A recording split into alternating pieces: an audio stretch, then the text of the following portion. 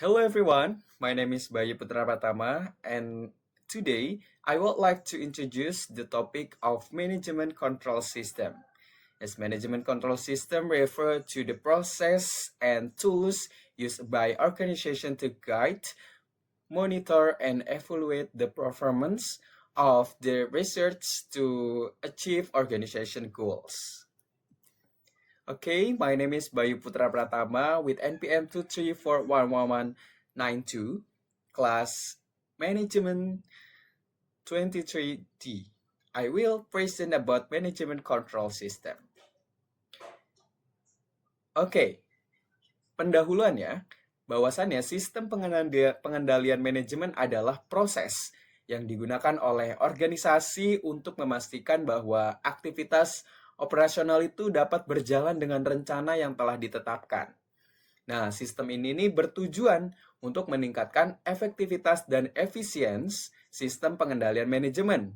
Perusahaan bisa lebih mengidentifikasi penyimpangan dan mengambil tindakan korektif sebelum masalah menjadi lebih besar.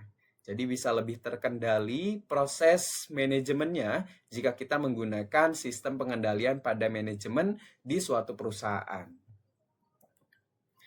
Oke, komponen dalam sistem pengendalian manajemen itu apa aja sih?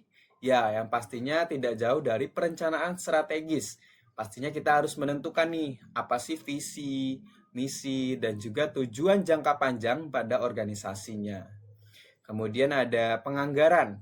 Pastinya di saat kita sudah merencanakan sesuatu, adanya suatu anggaran untuk melaksanakannya, yaitu menyusun alokasi sumber daya untuk mencapai tujuan yang telah ditetapkan.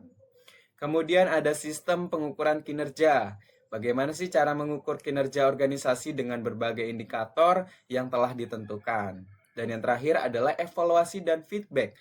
Meninjau hasil yang telah dicapai dan memberikan umpan balik nih untuk perbaikan.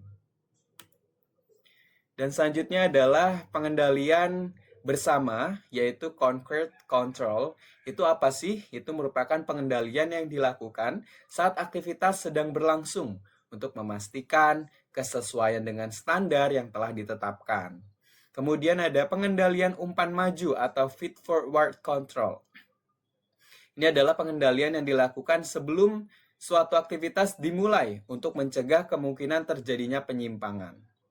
Selanjutnya, ada pengendalian umpan balik atau feedback control. Ini adalah pengendalian yang dilakukan setelah suatu aktivitas selesai untuk menilai hasil dan menentukan langkah perbaikan di masa depan. Nah, selanjutnya ada alat-alat pengendalian manajemen nih, teman-teman. Yang pertama ada Balance Scorecard atau BSC. Ini adalah alat yang digunakan untuk mengukur kinerja organisasi dari berbagai perspektif, seperti keuangannya, pelanggan, proses bisnis internal, dan pembelajaran serta pertumbuhannya. Kemudian ada Key Performance Indicator atau KPI. Nah, ini indikator yang digunakan untuk mengukur nih sejauh mana sih pencapaian organisasi terhadap tujuannya. Ya, biasanya kalau KPI ini kita mendengarnya di TikTok nih. Kalau di TikTok biasanya ada orang-orang seperti influencer yang mempunyai targeting untuk bisa menaikkan KPI-nya atau menaikkan followers-nya di dalam TikTok tersebut. Itu termasuk ke dalam Key Performance Indicator.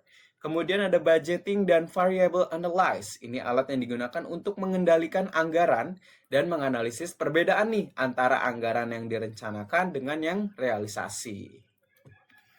Nah, kita berakhir pada kesimpulan bahwasannya sistem pengendalian manajemen itu memiliki peran penting nih dalam memastikan bahwa organisasi tetap berada pada jalur yang benar dalam mencapai tujuan. Dengan menggunakan alat pengendalian yang tepat, organisasi dapat meningkatkan efektivitas dan efisiensi operasionalnya. Namun dalam penerapannya terdapat berbagai tantangan yang harus dihadapi dan diatasi agar sistem pengendalian dapat berjalan dengan optimal. Evaluasi yang berkelanjutan dan komunikasi yang baik sangat diperlukan untuk memastikan keberhasilan sistem ini.